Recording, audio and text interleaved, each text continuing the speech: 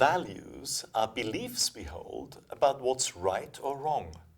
They are the guiding principles that influence how we think and how we act.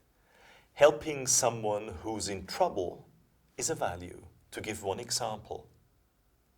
Reading's great, as it's fun and it shows me lots of new things, would be another value.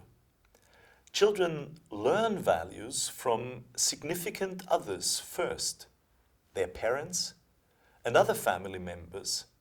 And of course, when they start school, they learn values from their teachers and through their interaction with others. Values are undoubtedly important because they influence our motivation to do things, and they help us make the right decisions. Certain values stay the same throughout our lives.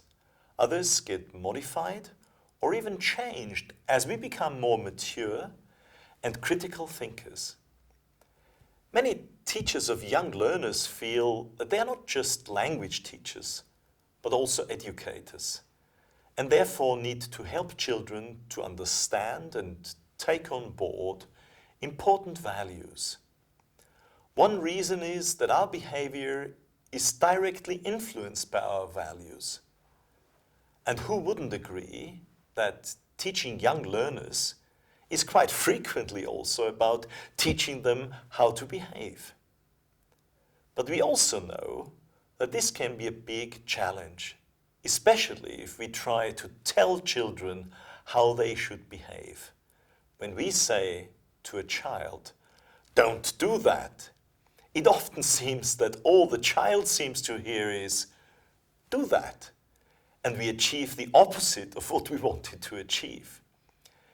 So one way of influencing children's values and helping them to understand the importance of value-based behavior is by giving them a model of the kind of behavior we expect from them. It seems that it's much more powerful to show them what's expected from them rather than tell them what's expected. An example would be the teacher who wants learners to become good listeners. Showing our respect by learning to listen to what others have to say is undoubtedly a very important value. Many teachers know that the best way of making students feel and gradually understand the importance of listening to others is by making them aware that their teacher listens to them. Then, students are more likely to feel they are taken seriously by their teacher and are more likely to become good listeners themselves. Another way of getting students to think about values is through stories. Stories are metaphors, and they help us make meaning of the world. Parents in all cultures tell stories as a means of communicating to their children the social values of the culture they grow up in.